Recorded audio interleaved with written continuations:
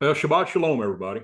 First, I want to thank everybody that's here and those that are on Zoom and also those that watch the YouTube video. I just want to thank everybody for being part of our ministry and being part of our Bible study. So, anyway, we'll go ahead and blow the shofar and see if anyone else shows up, and we'll start our meeting.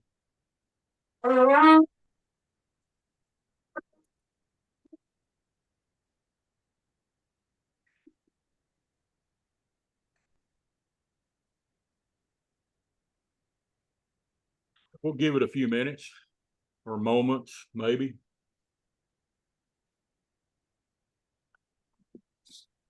If you want to go ahead and start looking at the Bible, or your Apocrypha, actually, will be in the 10th chapter of Sirach, chapter 10.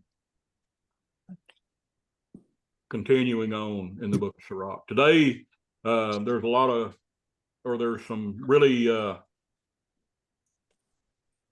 really good information in today. And it's not anything new. It's stuff that we study and believe all the time, but it's reinforcement of, what we know to be true. So by, us looking at it in the book of Sirach, well, hopefully it'll reinforce our understanding, our walking in what we know is true.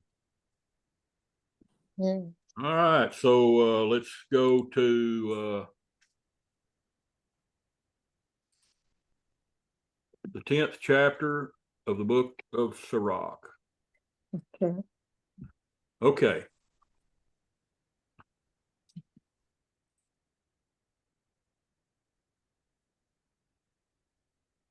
Let's see. Starting in verse 1 of chapter 10, it says, "A wise judge will instruct his people, and the government of a prudent man is well ordered." Now, again, one of the things that I want to make sure is when we look at some of these terms, what we got to make sure is that they are defined according to Scripture. So the word wise, we know that wisdom only comes from Yahuwah. So if he's giving you wisdom, then that means that you are obedient. And so the word wise, it always will mean obedient. The obedient judge will instruct his people, and the government of a prudent man, prudent again would be obedient, is well ordered. Now, one of the things that I want to bring up is, when it talks about the word judge, one of the things we got to be careful about is, in the spirit, we can't judge. A judge renders a final verdict, and we aren't capable of doing that. There's nobody capable of doing that. So, but when it comes to secular or in the world, there are people that are considered judges. They judge the people from a physical or secular standpoint. But in this, the word judge looking at it from a scriptural or a spiritual standpoint, it's not necessarily the word judge. The word judge covers a lot of area and a lot of ground, but in the English. But here in the Hebrew, this wouldn't mean, this would mean somebody that's a leader, or somebody that's it may be a physical judge, not a spiritual judge. Okay. Verse 2, "As the judge of the people is himself, so are his officers, and what manner of a man the ruler of the city is, such are all they that dwell therein." Okay, so one of the things it's just saying, from what I can tell, is that the judge is no better than anybody else, and neither is his officer. They are all, we're all the same. There's none any better or any higher or higher esteemed. Verse 3, it says, "The unwise king destroyeth his people, but through the prudence of them which are in authority, the city shall be inhabited." So an unwise king, if we know that the word wise basically means obedient, then we know that the unwise would be the disobedient. So the disobedient king destroyeth his people. And we know that following or being under an unwise or a disobedient ruler is not where you want to be. And, but, we don't have a lot of choice in the matter. But the thing we need to keep in mind is if we are under a disobedient leader, we know that Yahuwah put that disobedient ruler there. If you read Romans chapter 13, it says that Yahuwah puts the leaders in positions.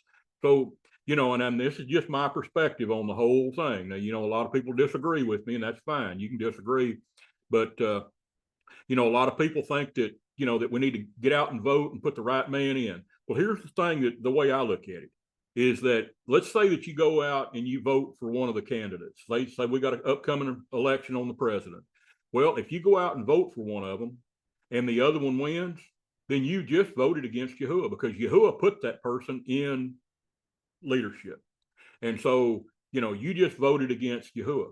And I think that's something we need to be very careful about. So my perspective on it, let Yahuwah do his job. Let him put whoever he's going to put in there, because whoever he decides is going to go in there, that's who's going to go in there. And so, let him take care of his business, and we need to take care of ours. Okay, verse 4, it says, the power of earth is in the hand of Yahuwah, and in due time he will set over it one that is profitable. The power of the earth is in the hand of Yahuwah. So as powerful as the earth is, from our perspective, the way we look at it, it's in the hand of Yahuwah, and Yahuwah is manipulating the earth. So again, if he's manipulating the earth and he's manipulating the rulers, then why should we worry? Okay. In the hand of Elohim is the prosperity of man, and upon the person of the scribe shall he lay his honor. So, the prosperity of man, wherever we are, is in the hand of Yahuwah. And the scribe, the one that's writing the scripture, shall he lay his honor. So the ones that's proclaiming or writing the Torah, like writing the scripture, he says lay his honor. He's actually perpetuating the word of Yahuwah. Verse 6, it says, bear not hatred to thy neighbor for every wrong, and do nothing at all by injurious practice. So, we got to be careful with our neighbor. Now, because generally our neighbor is going to be considered in covenant. Now, otherwise they would be considered a stranger. So we need to, don't try to, we got to be careful in dealing with our brothers or with our neighbors. Pride is hateful before Elohim and man, and by both doth one commit iniquity. So, pride is basically the beginning of sin, or pride is where, we start going against Yahuwah. And so, and that is, going against him is iniquity. It is sin. Verse 8, because of the unrighteous dealings, injuries, and riches got by deceit, the kingdom is translated from one people to another. So it's all the unrighteous dealings, all the sin and everything is a lot of the reason that, that we have wars. It's a lot of the reason that things don't go right. And what it is, it's taking the unbelievers or the disobedient and, ending their reign or rule and giving it to someone else is what this amounts to. Verse 9, it says, why is earth in ashes proud? There is not a more wicked thing than a covetous man.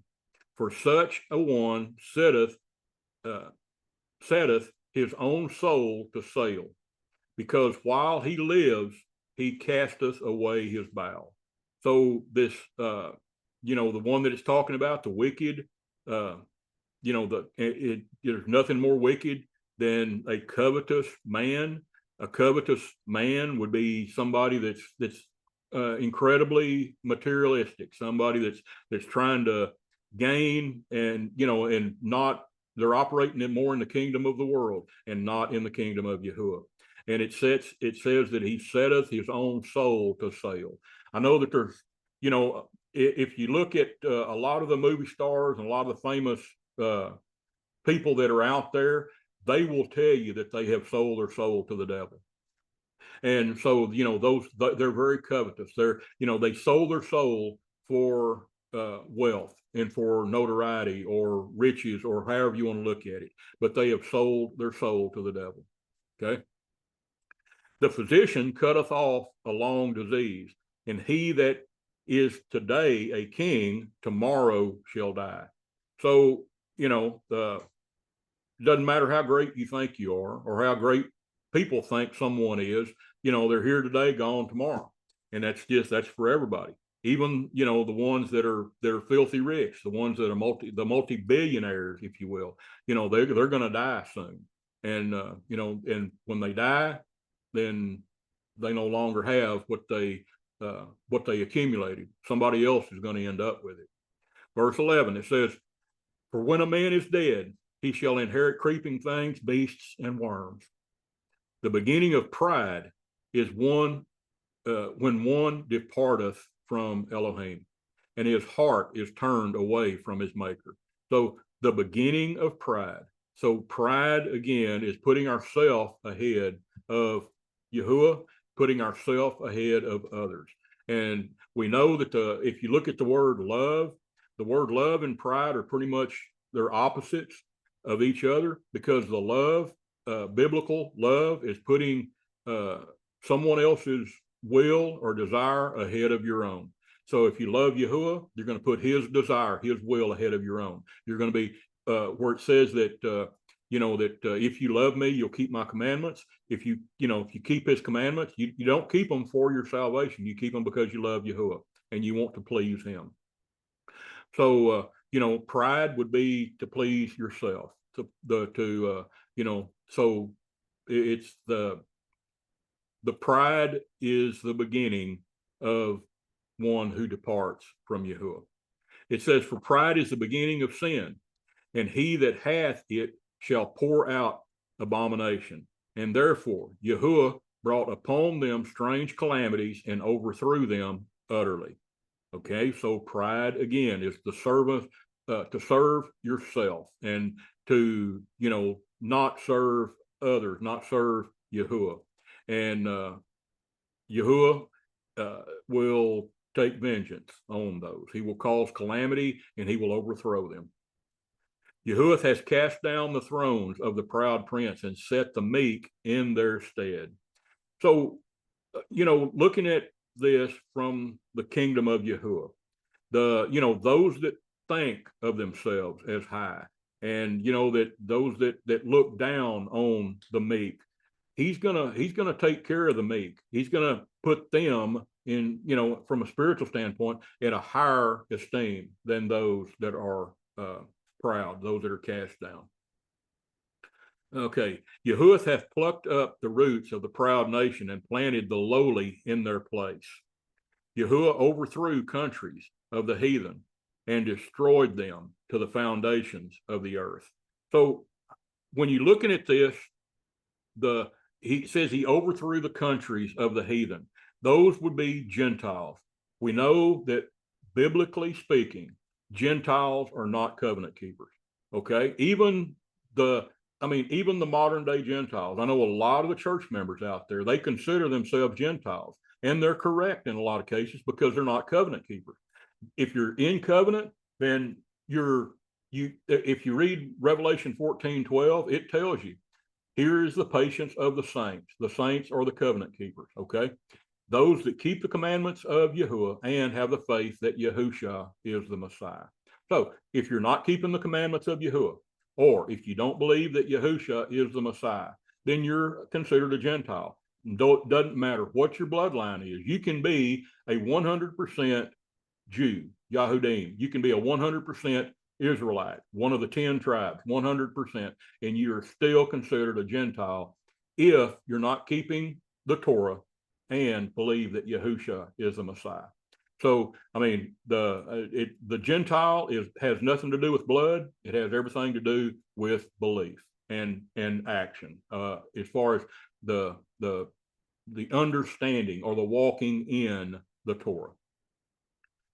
Okay, verse 17, it says, he took some of them away and destroyed them, and hath made their memorial to cease from the earth. So here's something to think about.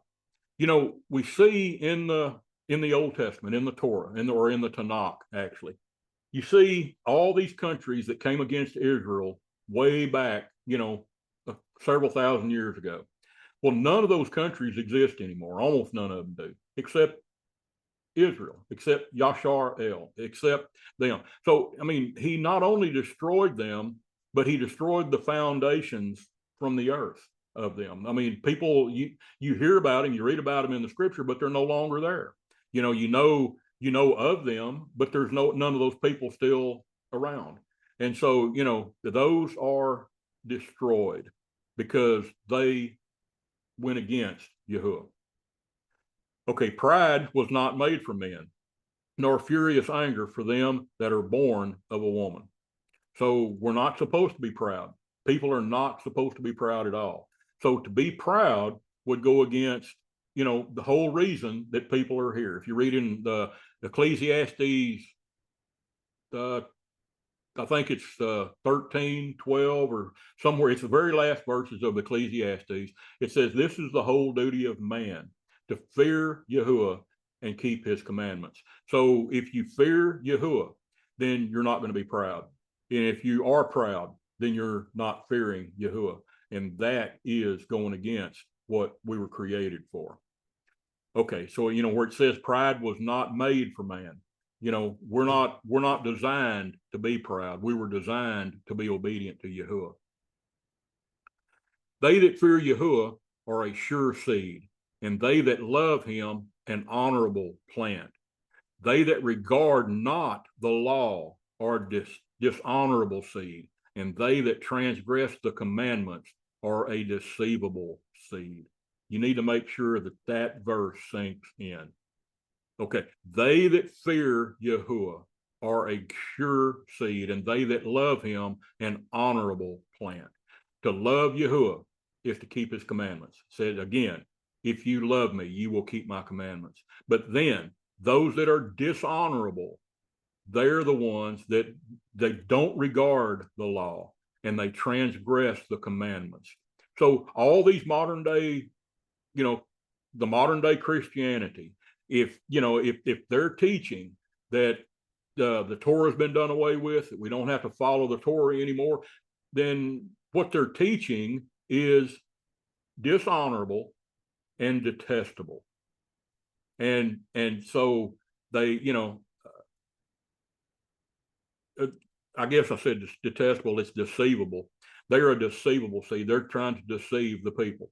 So anyway, long story short, is a lot of the modern day Christianity preachers and teachers teach that we don't, if you follow the law, you're under the curse. What they don't realize is they're misreading that scripture. It doesn't say if you follow the law, you're under the curse. What it says is if you rely on the law, or if you depend on the law as far as your salvation is concerned, then you're under the curse. Because if you can depend on yourself to keep the law, then what the Messiah did, what Yahushua did on the cross, you're not considering that. You're not relying on what he did. You're relying on what you can do. And that's the problem. That's when you're under the curse. You're not under the curse for following the law. You're under the curse for relying on the law to save you, because it will not. Let's see. Among brethren, he that is chief is honorable. So are they that fear Yahuwah in his eyes. The fear of Yahuwah goeth before the obtaining of authority, but roughness and pride is the losing thereof. Okay, again, fearing Yahuwah is before obtaining authority, and that authority is the authority that Yahuwah gives us. And the roughness and the pride is the losing thereof. It's the gain. You're losing it because you have let pride get in the way. Whether he be rich, noble, or poor, their glory is the fear of Yahuwah. So the glory of anyone, if you have any glory at all, it's because of the fear of Yahuwah. It is not meet to despise the poor man that hath understanding, neither is it convenient to magnify a sinful man. Okay, so just because the guy's poor doesn't mean that you can despise him. And our wealth status has nothing to do with our standing with Yahuwah. If he makes you poor and you have understanding, in other words, if you're walking in what he tells you to do, and if you're walking in obedience to him, then you will be considered great. And if you can be very wealthy, and if you're not walking in what he requires, then you are considered poor or less. Whether he be rich or noble, poor, their glory is in the fear of Yahuwah. It is not meet to despise a poor man. I read that, I guess. Okay. So great men and judges and potentates shall be honored. Yet is there none of them greater than he that feareth Yahuwah. He that feareth Yahuwah is considered greater than any of the judge, potentates, kings, anybody. Okay. Unto the servant that is wise shall they that are free do service, and he that hath knowledge will not grudge when he is reformed. Okay, the servant that is wise. In other words, again, the word wise, we know that wisdom only comes from Yahuwah. Therefore, the wise would mean obedient. Okay, so the wise or obedient servant shall, let's see. Okay, unto the wise or obedient servant shall that be, or free to do service, that he that hath knowledge will not grudge when he is reformed. Okay, the knowledge again is just the knowing. So when you look at the knowledge, wisdom, and understanding, knowledge is knowing. It's just knowing what it is, what it says, not necessarily what it means. Wisdom is knowing what it means. And then once you learn what it means, you know what it says and now what it means. Now when you walk in it, that's the understanding. Okay, so knowledge, wisdom, and understanding are not the same. They're not the same. And, they've all got their own different meanings. And it's very important to know the difference between them. Verse 26, it says, be not overwise in doing thy business, and boast not thyself in the time of thy distress.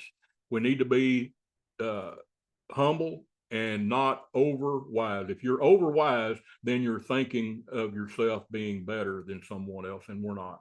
Because it's not us that know. It's because if we do know something that somebody else doesn't know, or if we understand if we have wisdom that somebody else doesn't have, it's not you that got it. It's Yahuwah gave it to you. So, as far as us boasting about anything, we have no right, no place, and we shouldn't boast about anything because it's all Yahuwah. If he hadn't given it to us, we wouldn't have it. Okay. Better is he that laboreth and aboundeth in all things than he that boasteth himself and want bread. So, we need to get out and we need to work and just, abound in all things. We need to, understand that Yahuwah has given us, everything and that we have, and we shouldn't boast in anything. Okay. My son, glorify thy soul in meekness, and give it honor according to the dignity thereof. Who will justify him that sinneth against his own soul? And who will honor him that dishonoreth his life? The poor man is honored for his skill, and the rich man honored for his riches. So, looking at this, we need to walk this life in meekness and not in pride. And, we have to be careful, because the pride, we're sinning against ourselves, not only Yahuwah, but against ourselves. And, who's gonna honor that? When you look at it, there in verse 30, it says the poor man is honored for his skill. In other words, the poor man, he's honored because of what he knows, not because of what he has. And the rich man is honored for what he has and not for what he knows. And so, what's better? It's better to be honored for your, for your skill, for your scripture knowledge, for your scripture wisdom, and for your scripture understanding than it would be for all the riches in the world. He that is honored in poverty, how much more in riches? And he that is dishonorable in riches, how much more in poverty? So, to be honored, in poverty, how much more in riches? And it's much better to be honored in poverty by Yahuwah than to be honored by people in riches. That's the way I gather. Okay. Or chapter 11. Wisdom lifteth up the head of him that is of low degree, and maketh him to sit among great men. Again, wisdom is only given by Yahuwah. You can't read the scripture and gain wisdom.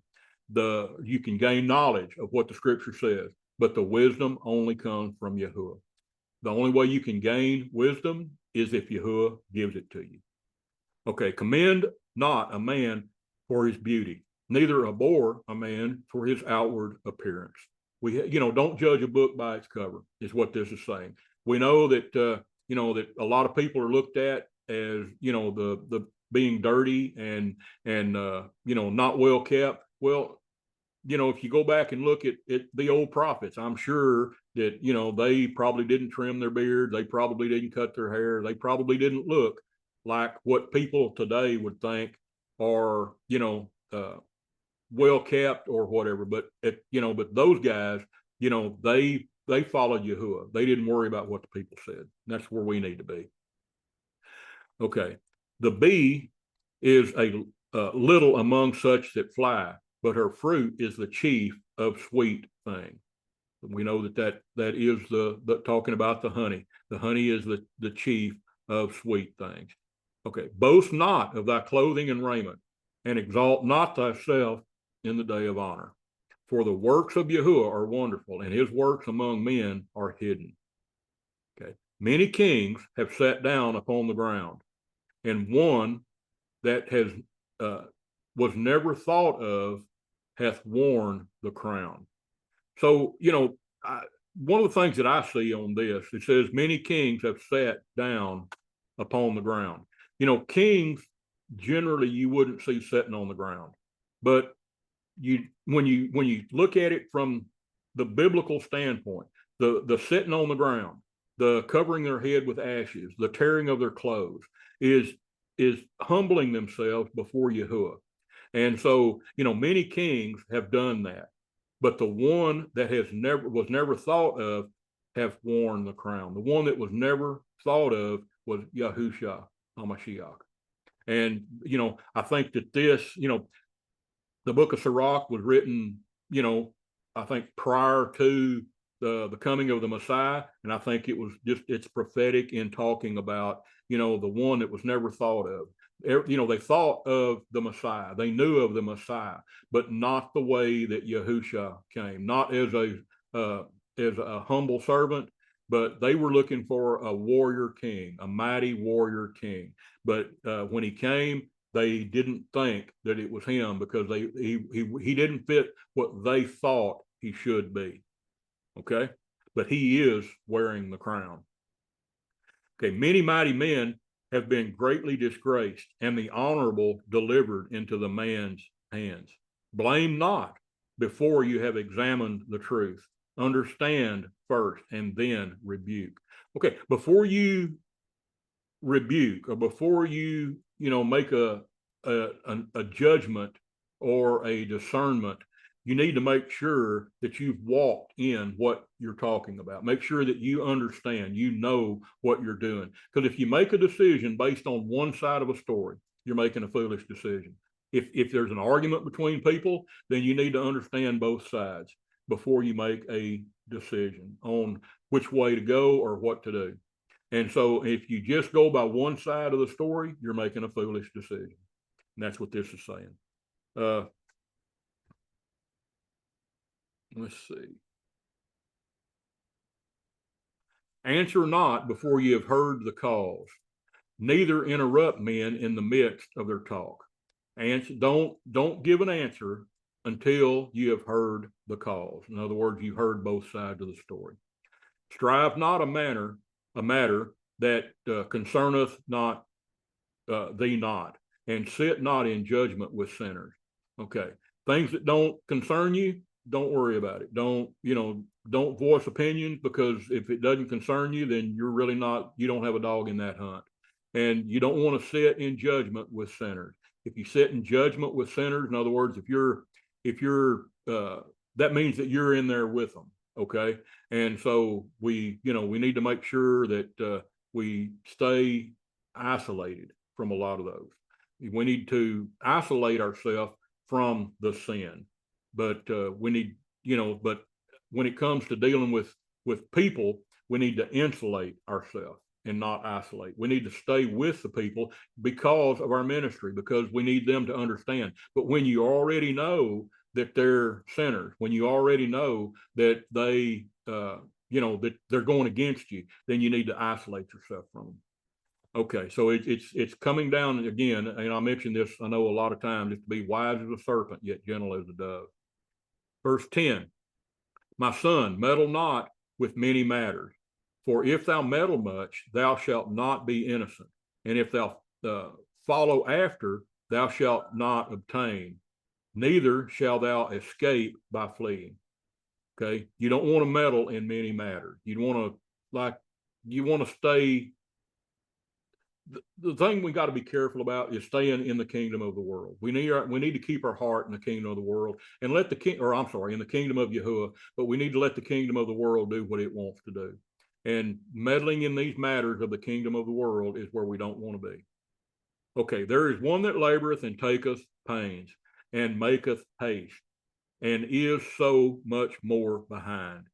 Again, there is another that is slow and hath need for help, wanting ability, and full of poverty. Yet the eye of Yahuwah looked upon him for good, and set him up from his low estate. Okay, so there are those that are out working hard, and they're taking pains, and they making haste, but yet they are behind. Where the one that works slow, and he's wanting ability and full of poverty, and he is the one that Yahuwah is looking with favor on. Verse 13, it says, and lifted up his head from misery, so that many that saw it marveled at him. So it's talking about the one that is of low, of the low estate. He lifted up his head from misery, and many that saw it marveled at him. Talking again about Messiah, Yahusha. Prosperity and adversity, life and death, poverty and riches come from Yahuwah. Again, Yahuwah is, he's in charge of all of it. We are poor because that's where Yahuwah has put us. We're rich because that's where Yahuwah has put us. Again, read Romans chapter 13. It's not speaking specifically or of our government leaders, but it's speaking of everyone, all of our, everyone that's over, in charge, or has authority over people. That's who he's talking about in Romans chapter 13. Okay, verse 15, wisdom, knowledge, and understanding of the law are of Yahuwah. Love and the way of good works are from him. Okay, wisdom, knowledge, and understanding. Wisdom only comes from Yahuwah. That's telling you what your reading actually means. Knowledge is just knowing what it says. Wisdom is knowing what it means. And the understanding is you or me walking in what we understand. And it says, if you understand the law, then you are of Yahuwah. Love and the way of good works. We know that the word good there, scriptural definition of the word good, is that which is of Yahuwah. Because, the Messiah himself said that there's only one good. So if there's only one good, then we know that is which is of Yahuwah. And they are from him. Error and darkness had their beginnings together with sinners, and evil shall wax old, and them that glory therein. The gift of Yahuwah remaineth with the righteous, and his favor bringeth prosperity forever. The gift of Yahuwah remaineth with the righteous. So those that are keeping the commandments of Yahuwah and have the faith that Yahusha is the Messiah has the favor of Yahuwah. And then the prosperity forever doesn't necessarily mean worldly riches, but it does mean spiritual riches. Okay. Verse 19, whereas he saith, I have found rest, and now will eat continually of my goods. And yet he knoweth not what time shall come upon him, and that he must leave those things to the others and die. So, those that says that they have rest, that they, in other words, if they have everything that they think that they need from a worldly standpoint, they don't know when the time's going to come, and they're going to die, and they're going to leave all their stuff to someone else. Be steadfast in thy covenant, and be conversant therein, and wax old in thy work. So the key is to be steadfast in the covenant. So how do you be steadfast in the covenant? Is you keep the commandments of Yahuwah, you show him that you love him, and you fear him, and follow his commandments, and believe that Yahusha is the Messiah. And you be conversant of them. In other words, you tell people about it. Let's see. Verse 21, it says, marvel not at the works of sinners, and trust in Yahuwah, and abide in your labor. For it is an easy thing in the sight of Yahuwah on the sudden to make a poor man rich. So, it says you don't want to marvel at the word of sinners, or, at the works of sinners, and you want to trust in Yahuwah. All right. That's pretty straightforward. And you need to abide in your own work. And now the rest of it says, for it's an easy thing in the sight of Yahuwah on the sudden to make a poor man rich. So how does Yahuwah make a poor man rich very suddenly? Well, he might be poor in the kingdom of the world, but he is rich in the kingdom of Yahuwah. And so to go from being very poor to very rich is to go from being from the kingdom of the world into the kingdom of Yahuwah. Verse 22, it says, the blessings of Yahuwah is the reward of the righteous, and the sudden he maketh his blessing flourish. Say not, what profit is there of my service, and what good things shall I have hereafter? Again, say not, I have enough and possess many things, and what evil shall I have hereafter? So, all of this is speaking, it's telling you don't say these things, because that's the signs of the pride. If people that say that, hey, I don't need it, I don't need this anymore, I don't need, I've got all the money I need, I got all the material things I need, I don't need anything else. Well, the only reason you have what you have is because Yahuwah gave it to you. And so, the pride of this is that people that say these things generally consider themselves as being their own supplier, own sustainer. And so, you don't want to say that. You got to be careful what you say. If you read the book of James, it talks about our tongue, things that we say. Court plots our course through life. And so you got to be careful what you say and how we say things. Okay. Verse 25, it says, in the day of prosperity, there is forgetfulness of affliction. And in the day of affliction, there is no more remembrance of the prosperity. Okay. For it's an easy thing unto Yahuwah in the day of death to reward a man according to his ways. So in the day of our death, it says that Yahuwah will reward people according to their ways. In other words, if you show Yahuwah that you love him, that you keep his commandments, and that you accept Yahusha as Messiah, then your reward will be, he will say, welcome, my good and faithful servant. Where if you're not obedient to what Yahuwah says, then and then you'll reap the reward of the condemnation, and he will say, "Depart from me, for I have never known you." That's where you don't want to be. Okay, verse 27, it says, "The affliction of an hour maketh a man forget pleasure, and in his end his deeds shall be discovered. Judge none blessed before his death, for a man shall be known in his children. Bring not every man unto the house, for a deceitful man hath many trains." Okay, many paths. So the deceitful, if you bring someone into your house that is deceitful, you don't know what he's up to. You don't know which way he's going to go. Verse 30, it says, "It's like a partridge taken and kept in a cage. So is the heart of the proud, and it's like a spy watcheth he for thy fall." So, the stranger, it says it's like a bird in a cage. He's watching and trying to figure out what you're about, and he's there probably for no good. He's trying to keep an eye on you. Verse 31, "For he lieth in wait and turneth good into evil, and in things worthy praise will lay blame upon thee." So, he's lying in wait. One of the things that Yahuwah hates is someone that lies in wait for someone and, to do them harm. Well, that's what this is talking about. I think it's Proverbs chapter 6 actually says that. And he goes to turn good into evil.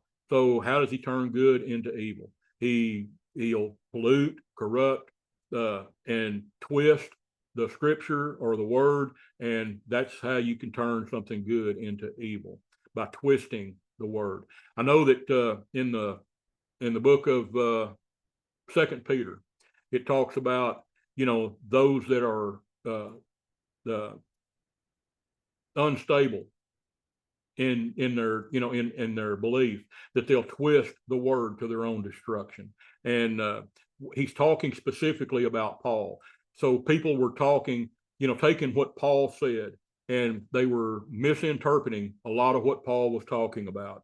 If you take what Paul says and it lines up perfectly with following the Torah, but a lot of people have misinterpreted what Paul says, and they twist it to where Paul is saying that you don't have to follow the Torah, that the law has been done away with, and that, it's talking about the end of the law and all that kind of thing. It's all grossly misinterpreted.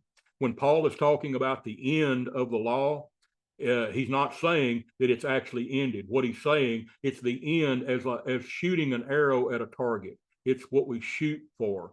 That's the target that we shoot for, is the following of the law. And so, it's the misinterpretation or twisting of the scripture will turn something that is good into something that is evil.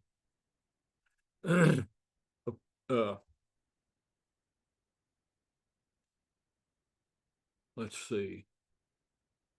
"Of a spark of fire, a heap of coals is kindled, and the sinful man layeth wait for blood." So again, one of the things that Yahuwah hates is somebody that sets a trap for someone else or lies in wait for blood.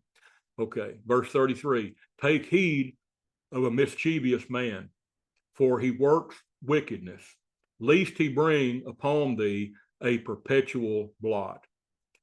Okay, you want to be, take heed of a mischievous man and anyone that works wickedness. The wickedness would be anyone that teaches or does disobedience. In other words, those that say or teach you don't have to keep the Torah, you don't have to follow the Torah. Okay. "Receive a stranger into a house, and he will disturb thee and turn thee out of thine own." So, if you receive a stranger, then, he can turn you out of your own house. And so from a spiritual standpoint, this is very dangerous. So To receive a stranger would be to receive someone that's teaching a false doctrine, okay, into your house, into your human body. And he can turn you completely out of the temple that Messiah created, which is our body. He can turn you out of that temple back into the world, and and you will lose your temple. In other words, the temple is the temple of Yahuwah. Our human bodies are our mishkans. In other words, our movable temples. And he will turn you, the stranger, he will turn you out of your movable temple, out of your mishkan. And by doing that, he has got you headed down the wrong path. You're no longer on the direct hayashar, on the straight and narrow path, but now you're in the wide gate that leads to destruction. So anyway, we got to be careful when you listen to preachers that are out there that teach all these heresies. That's what this last verse is actually talking about. That's the wisdom of this last verse. We need to be careful. Don't listen to the preachers that are out there, because the preachers that are out there are taught lies that they learned from from other people that have no idea what they're talking about, and they teach the disobedience. And so we got to be very careful when you listen to other preachers that teach disobedience to Yahuwah. Now, they will tell you that they preach obedience. At the same time, they will tell you that they don't follow the Torah. They'll be eating things that are detestable to Yahuwah. They won't be keeping the feast days, Yahuwah's feast days. They will be keeping the pagan feast days, holidays. And it's people like that you have to really be careful. They will tell you that they're obedient, but their actions you see different. Now, are you judging them? Absolutely not. We're not judging them at all. Again, the judgment, the judgment the Bible talked about is the judging of the soul. We have no right to do that, and we have no authority to do that. And you can't render a final verdict. You can't judge someone into heaven, and you can't judge someone into hell.